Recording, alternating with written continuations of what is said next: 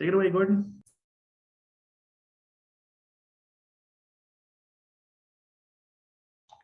Sorry, my unmute button was slipping away from me up and down. So good afternoon, everybody. Good morning, everybody. This is exciting for me because this is my first presentation with ICF. So I appreciate the warm welcome from everybody. I encourage you, as we're getting into this and as I'm doing housekeeping on the front end, that you do go to the chat box and drop your name, your job title, or what you do with HCD, and your pronouns in there, just so I can get to know you a little bit better. I've dropped my information in there for y'all, and I'm going to talk a little bit more about the perspective that I'm going to be bringing today and in future weeks to y'all right now. So please do take a moment and just let me know who I'm talking to.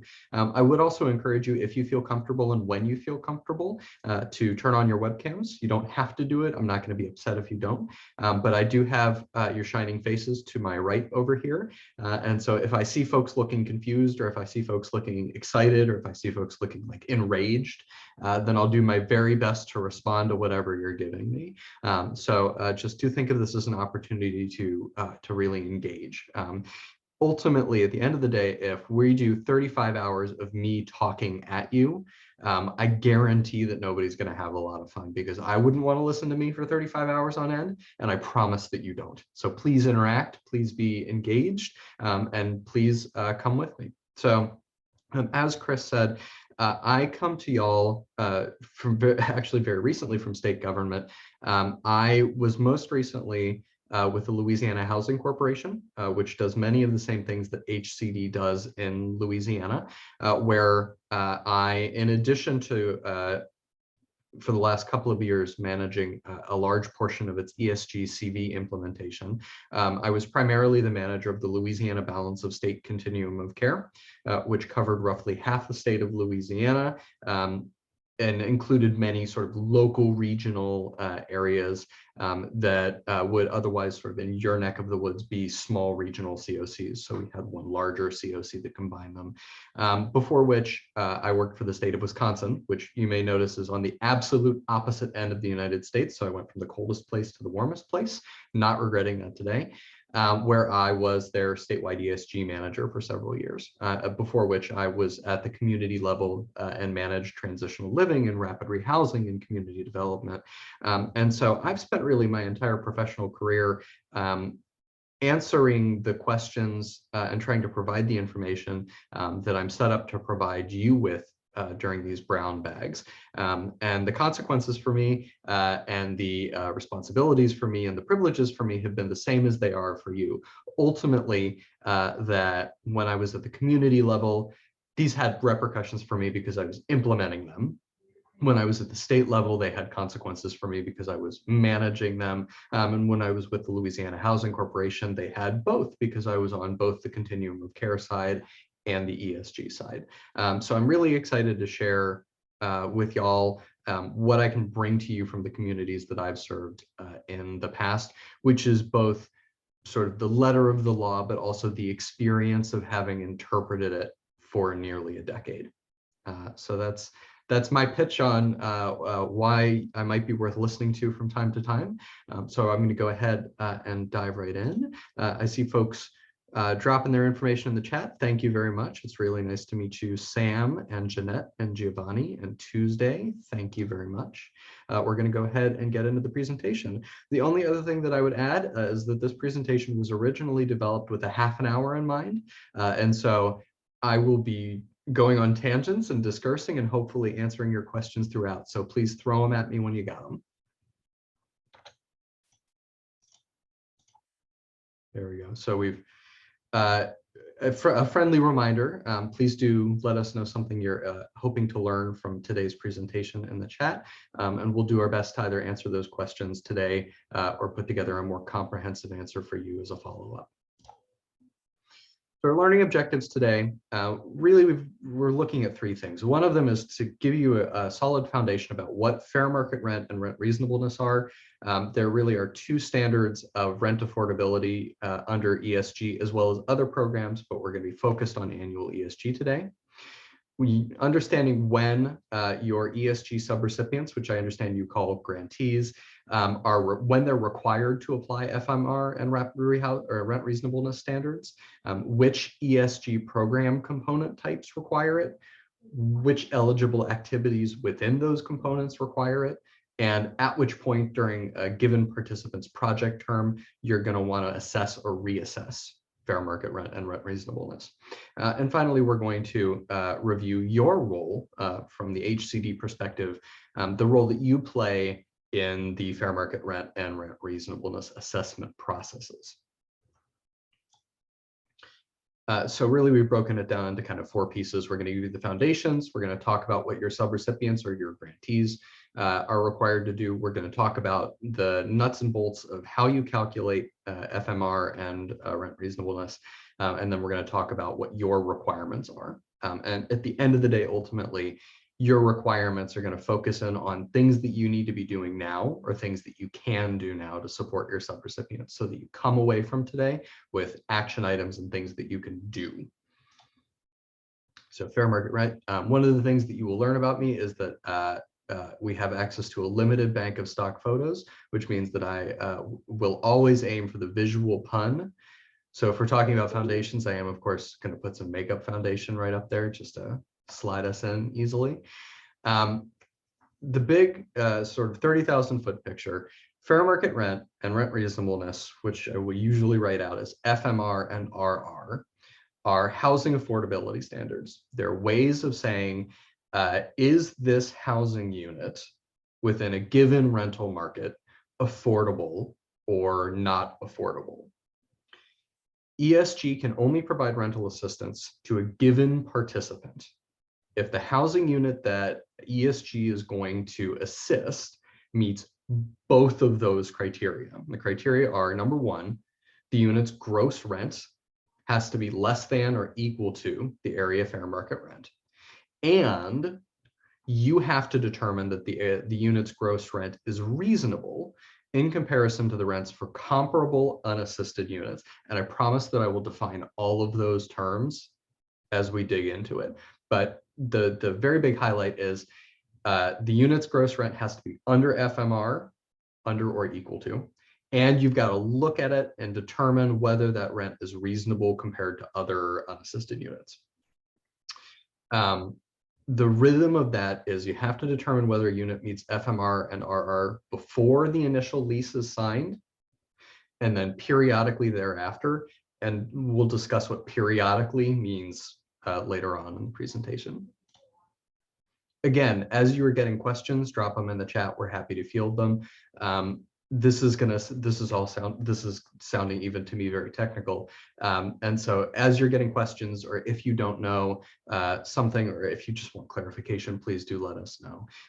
I don't think that there's anything wrong with admitting you don't know something, because ultimately our purpose here today is learning oriented as opposed to demonstrating that you already know oriented, right? This is a learning collaborative, not a testing collaborative. So fair market rent, at a very high level, fair market rent values are set annually for every county and metropolitan service area, or MSA, in the country on an annual basis by HUD. And HUD makes that determination in partnership with local stakeholders who provide information. But at the end of the day, HUD on an annual basis, once per year, pushes out a big list of here is the FMR value for every county and MSA in the country. FMR assessments are pretty straightforward, especially compared to rent reasonableness. The question ultimately is, does gross rent exceed FMR or not? And gross rent, because I keep throwing that term around, I'm sure there's a definition later in this presentation, but if I'm going to keep saying it, I'm going to define it for you. Gross rent means the contract rent, so the amount of money being paid to the landlord, plus any other applicable fees for living there. There are some exclusions. Pet fees are excluded. For example, those are listed later in the presentation, but fees, so rent, contract rent plus fees, plus the utility allowance, which again, we're going to touch on later, but it broadly means the amount that needs to be added into the gross rent to compensate for utilities that the participant has to pay for, right? So if the landlord is paying for all utilities, then there is no utility allowance. If the participant is paying for water and sewer, or gas and electric, or any combination thereof, then they're due a utility allowance. And the gross rent is all of those things put together. That's what needs to be under the fair market rent. So it's not just enough to look at the lease and say, hey, this is $750. 750 is less than the fair market rent of 900. I'm good to go. There are other things you need to put in there. And we'll talk about how to calculate that later. Rent reasonableness is a little more complicated. For fair market rent, HUD sets the standards, right? Annually, HUD says your fair market rent's $900 for a 1-bedroom unit. That's what the number is. For rent reasonableness, ESG recipients and subrecipients, so in your case, HCD and your grantees, establish standards for rent reasonableness. And your grantees determine whether a given unit meets rent reasonableness standards. Rent reasonableness is calculated using local to the unit, comparable, unsubsidized units. The rent reasonableness standard is not a fixed value, and it will differ between units because units' locations will differ.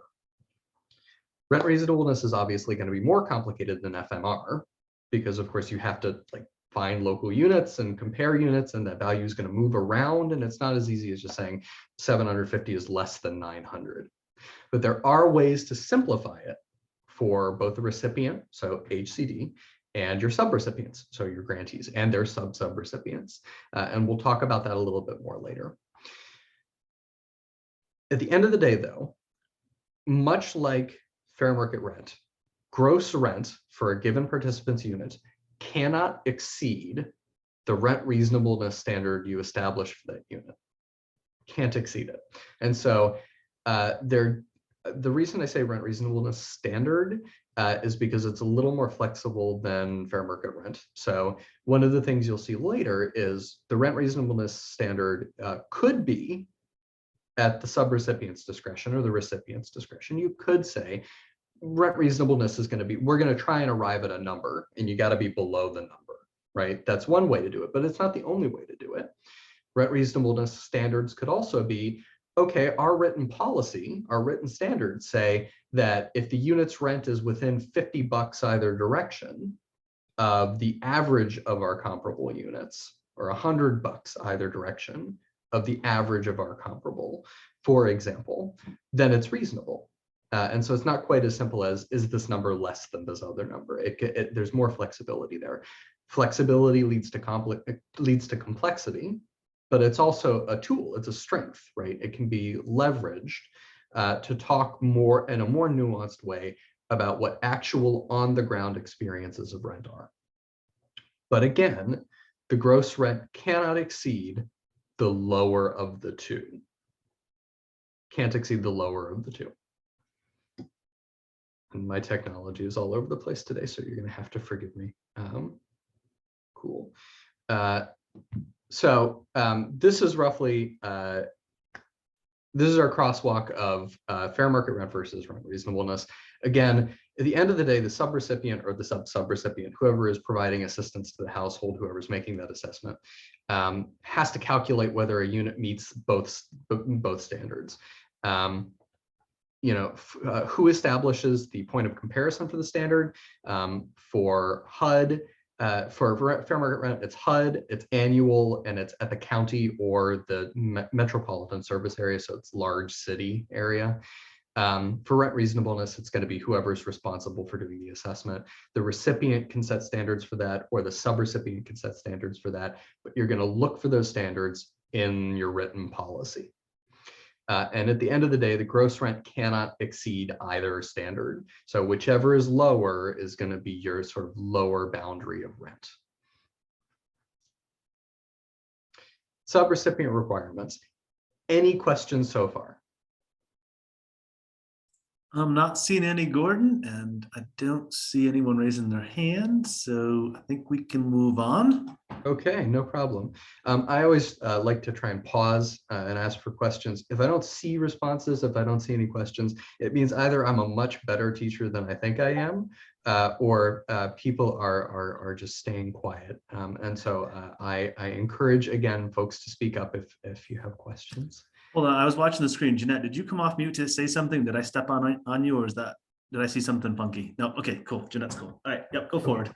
Cool. I admit the image in question here appears to be a subrecipient that works out of a library. I got nothing. So moving on from there. Requirements by ESG program component. So really quickly, ESG has 5 program components, roughly. We're going to say 5 program components, slightly more complicated. Street outreach, emergency shelter, rapid rehousing, homelessness prevention, and HMIS. This is which of them require or don't require it. So street outreach, forget about it. It's not involved. Emergency shelter, forget about it. Don't touch it. HMIS, forget about it. Don't touch it. Rent reasonableness and fair market rent come into play only when you are providing rapid rehousing or homelessness prevention assistance, and only when within those program components you are providing rental assistance. Or to flip that over, and I'm going to say this about 4 different times to make sure that it I 4 different times, 4 different ways. Rental arrears payments are not rental assistance. Relocation assistance is not rental assistance, and stabilization assistance is not rental assistance. They are often provided to, or they can be, frequently, often, sometimes, they can be provided together or not.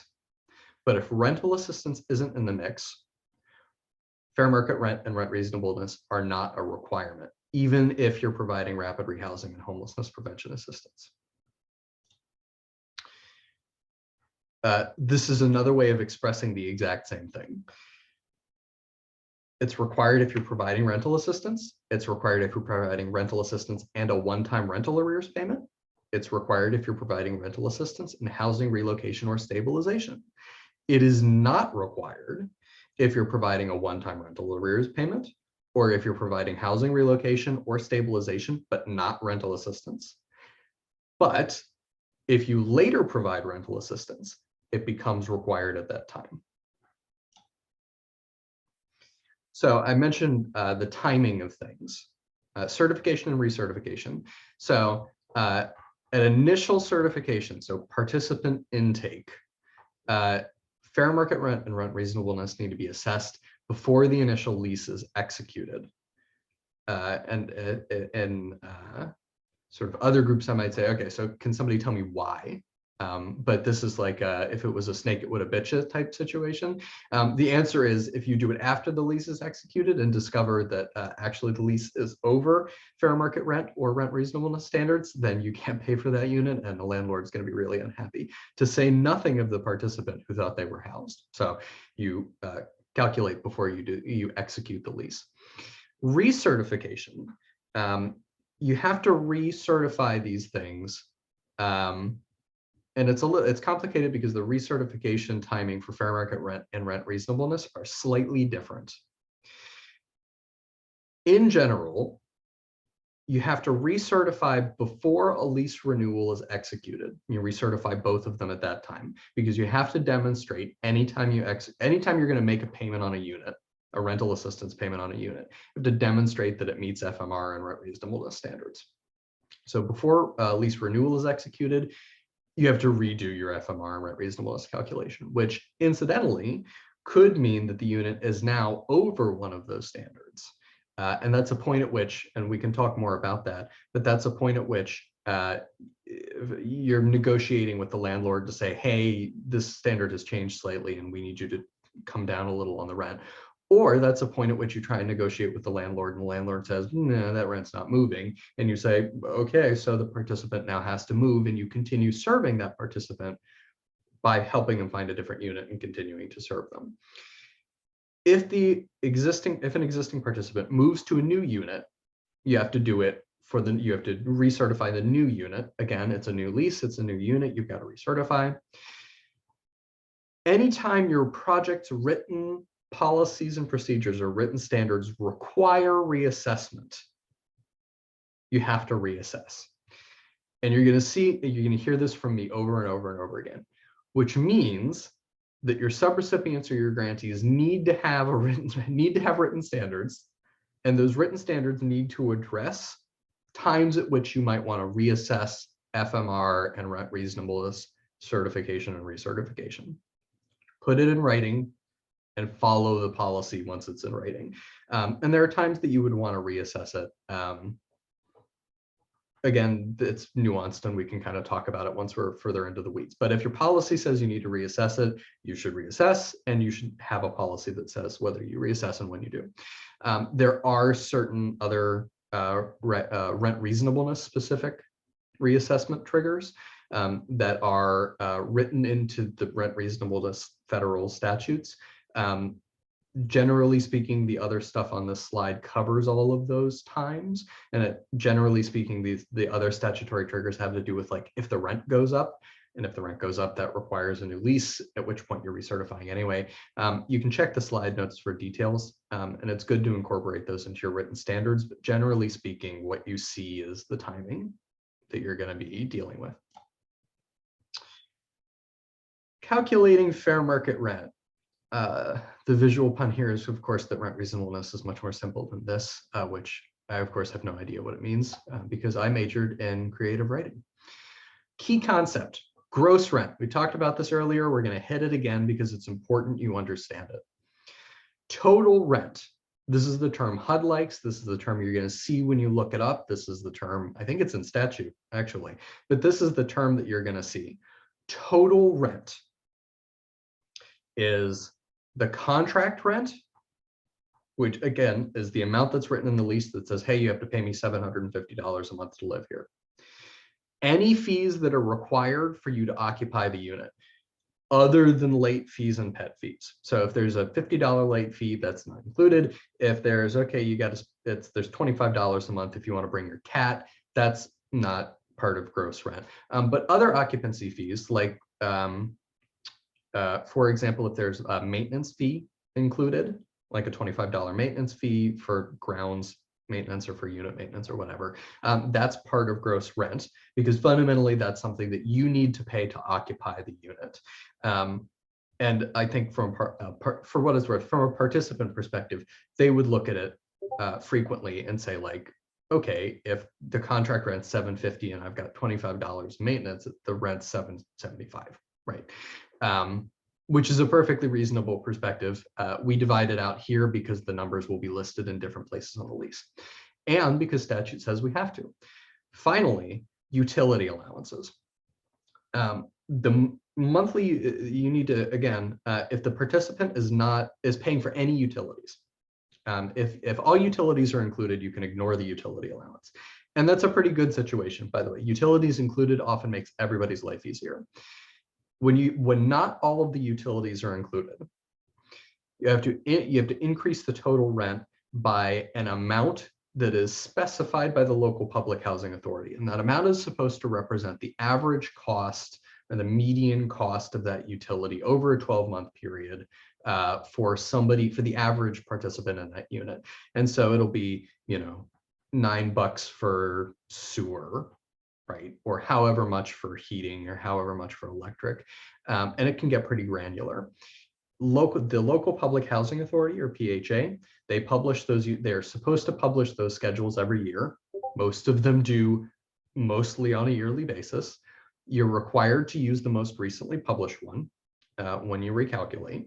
And they'll give you the amount that you need to include in total rent if it's built into the contract. There are slide notes with more information. I encourage you to look more on them, and we will speak more about this later because the utility allowance piece and the public housing authority piece are often where this gets a little sticky weird. So hang tight, we'll talk more. Gordon, I'm going to give you a second to take a breath. Yeah.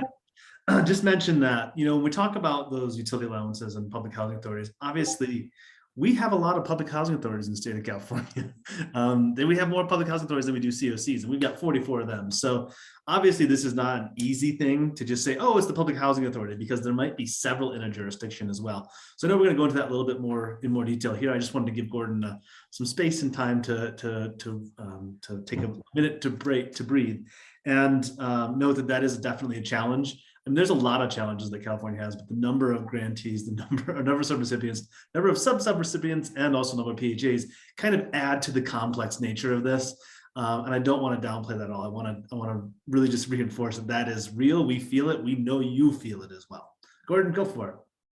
Thank you. I appreciate it. And am I correct in saying that we started a half an hour ago? Was that about right? Okay, we're going to barrel ahead today. Generally speaking, I'm going to try and build in like a 2 or 3 minute stretch break right here in the presentation, so that I'll try and build in a poll question and everybody gets up and moves around. Didn't do it this time, going to barrel through, but generally speaking, I recognize that everybody's in meetings all the time, and having a little break is good for the brain. It's also good for the lungs, so thank you for the time to breathe. So we're going to do just a super extra colorful this is how you assess FMR. This is really how you calculate gross rent. But this is how you assess FMR.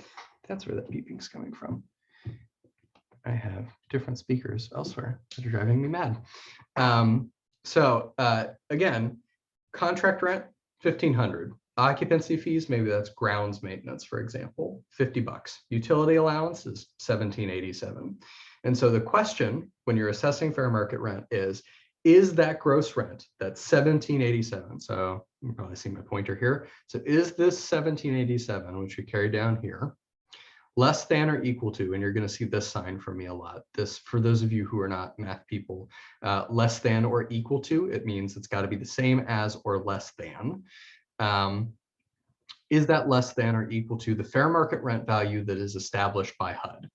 In this example, 1787 is the gross rent.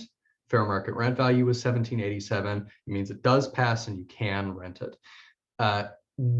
Incidentally, and this is sort of a pro tip, right, for recipients everywhere. When you are monitoring your subrecipients and you come across a lease that is exactly at fair market rent. So like the fair market rent is some obscure, like not even number. And the gross rent works out to be some obscure, not even number, and then the same number. It probably means that the subrecipient has talked to the landlord, right? And told them this is the amount of money that we are able to pay up to. And the landlord has said, okay, we're happy with that number. And so the landlord kind of understands what's going on with the program, and has either been bargained down to a number or has set their rent at that number, right? So that's if you look at that, that's not necessarily or not really suspicious at all. It means that the subrecipient's doing a good job building relationships with landlords, and the landlords are hearing them. Usually that's what it means. This is supposed to say calculating rent reasonableness. This, on the other hand, is absolutely representative, as your numbers are going to be all over the place. So key concept, what is reasonable, right? Reasonable is written into federal statute. You have to establish that something is reasonable. How do you determine what is reasonable? Gross rent for participant units need to be reasonable, which means less than or equal to other comparable unassisted units in the area. Unassisted is pretty easy to define. It means that there is not a similar subsidy going into the unit. Comparable is a little trickier, and we're going to spend some time on that in a minute. Reasonable needs to, we're going to spend some time on it now. Reasonable needs to take into consideration, should take into consideration unit location, quality, size, type, age, amenities, and the things that landlords throw in to keep it rolling. And all of those are components of comparability. Ultimately, whoever writes the written standards, and that would be the recipient, or if the recipient passes the responsibility down, it's the subrecipient. What they ultimately determine in written policy, in your written standards, What documentation is required to meet rent reasonableness? From the recipient perspective, you, HCD, you can choose to require subrecipients to use specific forms or data sources or procedures for establishing rent reasonableness. You don't necessarily want to, but you may. The virtue of doing so, or the value in doing so, is if you've got a good way of doing things, or you think you've got a hold of a good way of doing things, it's a way of making sure that your subrecipients or your grantees are doing it that way. It's a good way to establish uniformity, which helps subrecipients because they know what they're supposed to be doing. And that uniformity also helps y'all, because at the end of the day, when you go to monitor, you'll have a really good picture very quickly of whether a subrecipient or a grantee or their sub-subrecipient is following the practices that you put in place. Because if you've said, hey, you have to do it this way, or hey, you have to use this form, you eyeball the form. Is the form there? Great, perfect. We know you're using the form. And if they're using the form, it means that they must be doing at least some of it correctly. So it takes some of the burden off of you. Some reasons that you might not want to mandate that is it's entirely possible that subrecipients have different local pressures or different local ideas about how things should be done. And there's a lot of value in honoring what your subrecipients or grantees are facing at the local level, and recognizing that they're a lot closer to the ground, and they may have more or different or better or more complex information than you do. So again, you have to follow whatever's in your written policies. There are advantages to doing it both ways.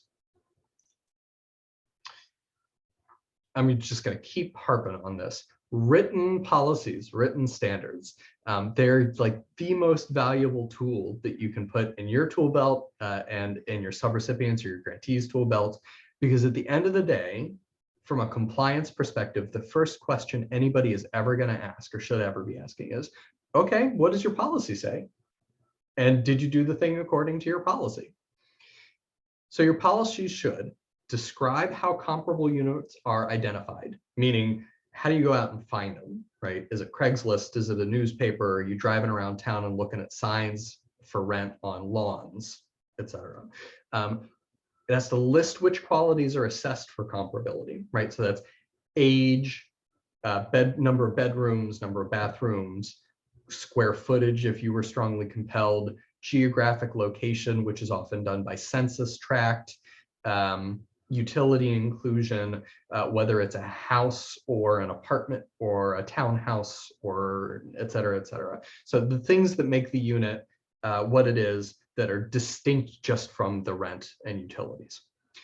Establish documentation standards. So documentation standards means what documents do you need to collect from as part of your rent reasonableness calculation. So like a print off from Craigslist, or a picture of the sign on the lawn, or something in writing from the landlord that says, here are all of the details that you need to know, and I'm going to sign it, et cetera, et cetera. So what documentation needs to be provided to back up the claims on the calculation? You have to define what makes rent reasonable. And this is what I was talking about earlier, about it not just necessarily being, is it lower than this number? And again, this is a place where you have flexibility with rent reasonableness. It could be as simple as, is the gross rent less than every comparable unit's rent? So you dig up 3 comparable units, and is 500 less than each of them? Okay, great, perfect, you're done. Or it can be more complex. Is it within is it within $50 of all of the comparable units? Is it within $50 of the average rent of those comparable units? Is it $100? Reasonable isn't defined.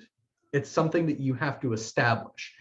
And this is one of these areas where the best sort of practical advice I can give you is, does this pass the sniff test, right? Does this make sense? Does this make sense to me? And if I gave this to another reasonable person who kind of understands what's going on, would they say, yeah, okay, your policy makes sense. This is coherent. And again, did you put it in writing? And are you following what's in writing in a consistent way? There's tons of more information out there. HUD has published a really useful ESG rent reasonableness and FMR document on the HUD Exchange. I encourage you to spend a little more time with it. It's not very long. It captures some information that we don't have here and recaptures some information that we've articulated. It's a great resource to refer to. And anytime HUD puts out something in writing like this, it's good to pay attention to it because it can give you a really solid foundation on which you can build your written policies and how to think about what you're putting in them. Gordon, I want to jump in for a second. You don't have to change slides or anything. So for those of you that joined the brown bag last week, Erica Snyder and myself talked about written standards. And I think it was pretty clear in the questions we were getting and in the comments in the chat that not all of our subrecipients nor our sub-subrecipients have solid written standards. And I think as HCD ESG, annual staff, that's going to be a challenge for when you begin to look a little bit deeper beyond like reviewing requests for funds, but actually going in and looking deeper to make sure that they have what they need. So note that this written standards affects a lot of things: rent reasonableness, fair market rent, but a lot of other things. So it's something just to keep an eye on and a kind of ear to the ground. I was not shocked by what we heard last week at the brown bag, but it is definitely something that's going to have an impact on you all moving forward. So I just wanted to take a second to say that. Go ahead, Gordon. No, I think that's great. And actually, I want to ping pong off of that and just share anecdotally, when I started in Louisiana in 2017, I was taking over a COC that had gone through a merger and was brand new in 2015, and the providers had really not really ever been monitored before. And so the number one finding during our first year's monitoring process was that our recipients, our subrecipients, didn't have any written standards. It's like the most common thing in the world because, well, for several reasons, like your staff are building the plane as they're flying it, and they're busy and writing these things down. Any given Tuesday, it's hard to be like, all right, now is the time we're going to establish this program, because you're busy running the program and you got participants calling.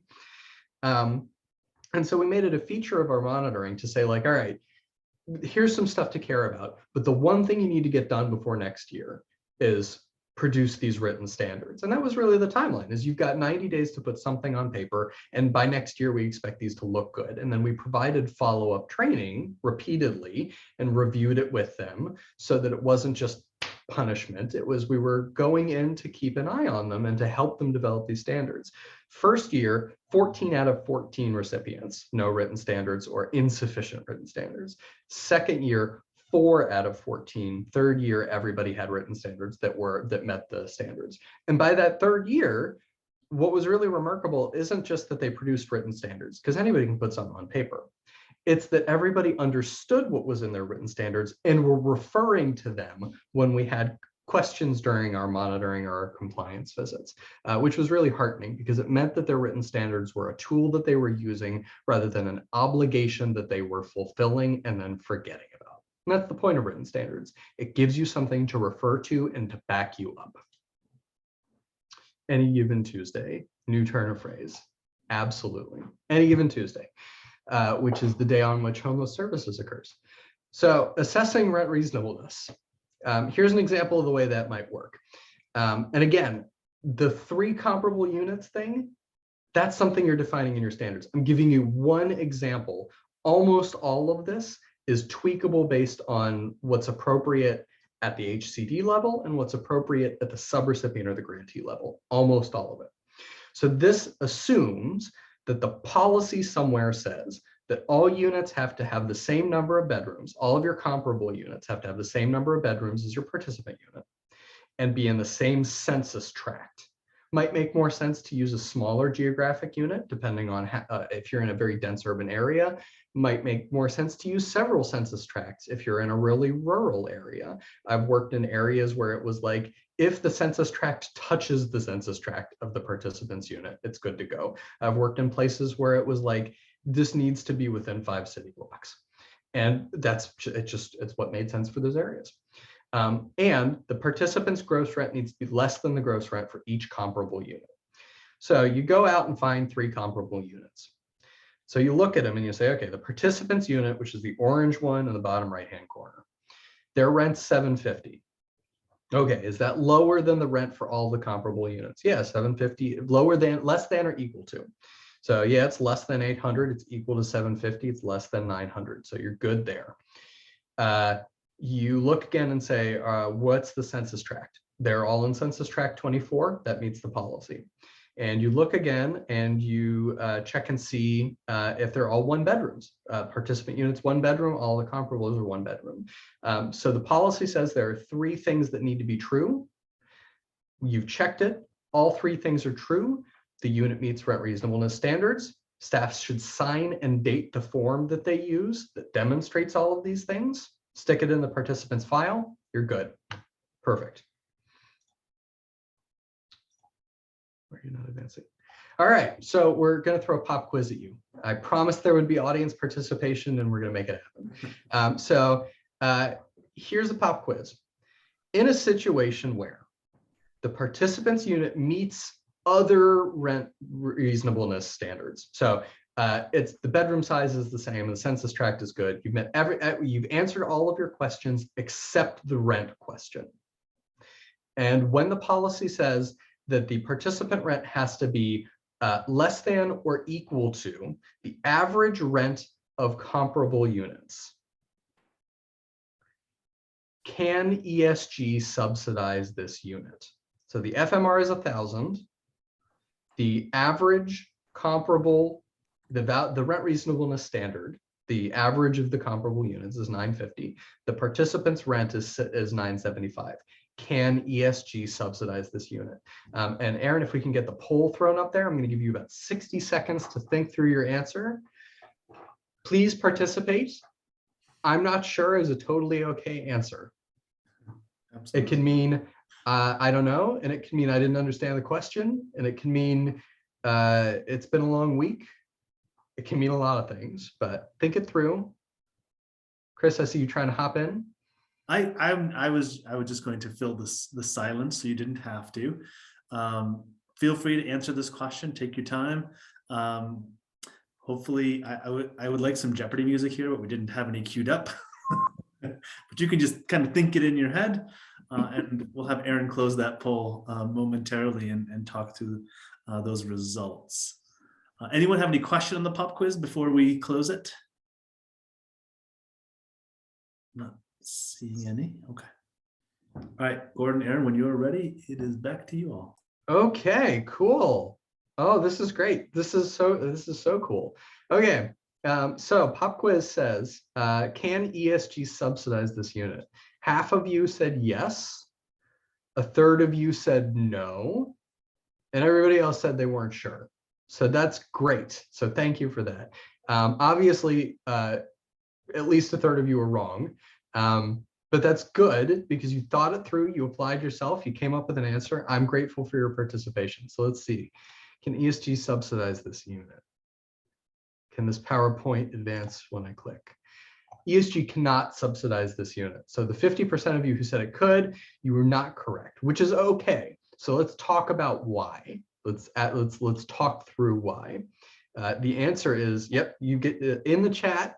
I see Tuesday Cool saying no, it is not lower than or equal to the lowest of the rent reasonableness of the FMR. You're absolutely 100% correct. Had I a gold star to give you, I would give it. The reality is ESG cannot subsidize the unit. So I think those of you who said yes, looked at the FMR and said, yeah, 975 is less than 1,000. HUD said it's 1,000. It's less than 1,000. We're good. And you were remembering the thing that I said about the average is within 50. And so you said, yeah, 975 is basically within $50 of 950. That makes sense. But that wasn't the prompt. The prompt was, the policy says it has to be less than 950. The prompt was it has to be less than the average. The average was 950. So it's a little bit of a trick question, except this is the way rent reasonableness goes. And so as much as it's a trick, rent reasonableness is all kind of tricky. And so the controlling question, as I said, FMR is easy. It's just, is this number bigger or not? Rent reasonableness, you have to pay attention to what does it say the standard is. And so ESG requires the participant rent to be less than or equal to both the FMR value and the standard as defined by the written policy. And the policy says that the rent needed to be less than the average of the comparables. So thank you for participating on that. I'm sure that at least some of you felt like that question was a little unfair. And that's the reality of rent reasonableness. It is a little complicated and tricky. So you're going to, I was just going to say, next week, we're looking at a follow-up to this webinar, which is your fair market rent and rent reasonableness clinic, where you're going to be doing a lot of these and working through how to answer questions like this. Mike's going to be great, and I can't wait for you guys to get to it. Yeah, I agree, Gordon. And honestly, I want to be honest with everyone that's in the 50% of folks who said yes or weren't sure. I myself, this is not my area of expertise, and I know that a lot of us didn't come in knowing fair market rent or rent reasonableness was a big part of our job, but it is knowing when we get those reimbursement requests that we are reimbursing to HUD standards. So I didn't know the answer to the question, and I previewed these slides. Do not at all feel bad. This is why we're here to learn together. This is an ouch-free zone, so feel free to ask questions on why or pose more questions. So I just wanted to say that I didn't get it right either. I appreciate that. Honestly, I was eyeballing it, and I could not have got it by eyeballing it. I would have needed to work it through myself, and I wrote the question. Recipient requirements. So we're going to burn through action items really quick and then make sure we've got 5 minutes for questions. So highlights are: understand how and when these two things are assessed. Help, and this is in bold for a reason, help your subrecipients and grantees develop and review their written standards to make sure that they meet the requirements, and then guide them into compliance. So don't make it a once a year monitoring thing. Actively engage your recipients and grantees about this, because it's a frequent problem area, and it's one that you can do a lot of good prevention work on. Establish in your written policy when you're going to do those reviews, and then document those reviews and their outcomes.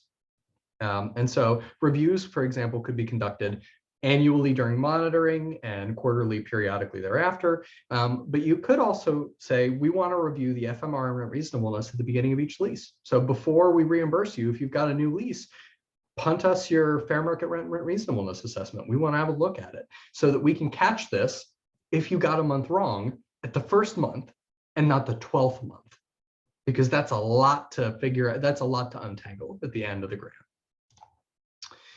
What you can do today, again, you already did the first thing, right? You learned, you understood, you're beginning to understand. It's okay if it's not perfect yet. We don't expect it to be. This is a big subject. It requires practice, and it's complicated. You can begin to develop or think about developing your written policies for assessment, and you've actually already decided to delegate it to your subs, so that's information I now have. So you can begin to think about how to guide your subrecipients through developing their policies. And finally, you can determine how you want to integrate reviews into your invoicing process, right? And how you're going to respond when a unit doesn't meet FMR rent reasonableness, what the corrective action is. Wrap up, again, we've got bread, it's wrapped up. It's a visual pun, hope you enjoyed. There's some resources in here, additional things that you can click on, or citations and resources. If you think I said something wrong today, please go and dig for where I got it wrong in the regulations. I love to be proved wrong. It makes me a better teacher. And so finally, the rest of our hour is yours. What can I do to help? We don't have a ton of time left, but I would love to hear. Connie, I see you came off mute, so I'll give you space. So a question, I know the slides will not be posted on our website. So are you guys going to send them to all of us or to me, and I'll distribute to the group? Yep, Connie. So we plan every week after this is done. So Erin, who's above me in the chat, I'm not sure where she is for you. Erin will send you the PowerPoint and also the recording for folks who weren't able to make it, because I know, as you said, Sarah was out today. So we'll send both. And because they're not being 508'd, they're available immediately. So you don't have to wait for these. So for instance, folks who missed today but want to take part in next week, which is going to be a deeper discussion, they'll have plenty of time to watch it before next Thursday. So that's the idea. We'll keep them rolling that way. that work, Okay. Connie? Yeah, that's great. So team, we'll go ahead and find a place in our Teams folder to store these. So Chris, real quickly, next week is a clinic, which I think is a great idea. So we're going to actually do some number crunching ourselves, right? Yep, we're gonna crunch some numbers. So just like that pop quiz we had that was kind of canned for you, did a little number crunching. We'll do more number crunching. And I know you mentioned earlier on that Mackenzie kind of walked you through the FMR site before and walked you through some rent reasonableness calculations. You can see we're going a lot deeper in this session and in next session so that you have everything you need as all of your HCD team should, to be able to look at your grantees. And I think if I had one takeaway today, it's there's 40 flavors of this. There's 40 different numbers and ways this is calculated, and it requires us as HCD representatives to really know our communities, and that's going to be a learning experience for everybody. So that was my really big takeaway. There's a question from Tuesday in the chat. Should we be asking for rent reasonableness policy or policies when doing our mini monitoring? Gordon, what are your thoughts on that as a former person running this program? Well, so I don't know what mini monitoring is, and I'm excited to find out what mini monitoring is.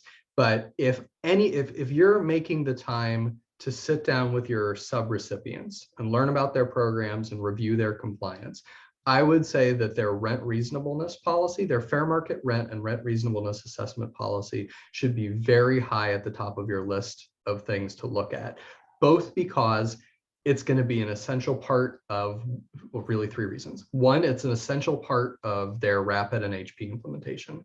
2, it is a common problem area because it requires people who got into social services to do good things to do math. And at the end of the day, I remember how difficult it was for me at the beginning, and others will struggle with it, right? Some will find it very easy, some will not. But finally, because it's a problem area and because it's a financial problem area, it's also one of those problem areas that can get you into trouble when monitoring comes down from any other direction. And so it's one of those areas, whenever it touches directly on money, and this does, that you want to have at the top of your list of things to keep a close eye on. That's my personal perspective. Yep, and we don't have to get into mini. Oh, Connie, you want to talk about mini monitoring? Or Just real quickly, mini monitoring is where we're touching every request for funds and we're asking for, hey, let me see your FMR calculation. And so to answer Tuesday also, that is something we will definitely address when we do our yearly monitoring. Written standards, we'll ask for policies and procedures and so forth. So if I can clarify, Connie, the mini monitoring is what you're talking about doing when you receive an invoice request?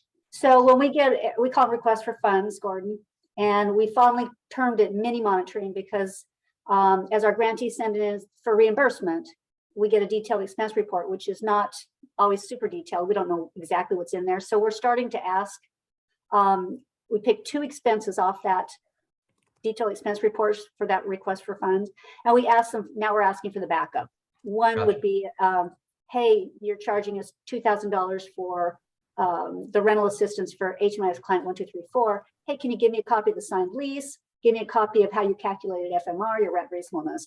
And so certainly that's something we could ask for now too, is, hey, can you clip out where you guys tell us what you guys have set up for written standards or your COC's written standards, which they could adopt. What is the structure of your rent reasonableness? But we definitely will ask that when we do the yearly monitoring also. Cool. Well, I'm going to change my answer. I know we're at 2 o'clock, but I wanted to make sure that I do change my answer to make sure that it's really right to your point. Tuesday's question is, should you be asking for their rent reasonableness policy? And my answer is there really isn't any should to it. It's, what does your written policy say? Does your written policy say that that's part of your review or not? There are different ways to ask, there are different ways to calculate, and that's a really good sort of follow-up offline thing that we can help you navigate. That would be my suggestion, Okay. because there are, again, 40 flavors and then some of ways to put that together. Great question. Thank you for it. Good question. Yeah, what was that ice cream place that had like 30 flavors? We have more than Baskin Robbins. Baskin Robbins. There you go. Whew. We have more flavors than Baskin Robbins in California. So we are at time. Thank you so much for your participation today. I hope this is meeting what your needs are as the HCD ESG team. Connie, obviously you can communicate with me and Stephanie if you have additional topics, and I'm sure you know how to get those topics from your team as well. But we do have 34 more hours together. So we just got through 1 hour. Next week, as we mentioned, we're going to go deeper, do some more hands-on on some calculations, as Connie mentioned. Thank you very much today. If there's any parting questions, please leave them in the chat. I'll stay here for a minute, but otherwise, go back to your regularly scheduled program. We'll see you next time. Thank you. Hey, Chris.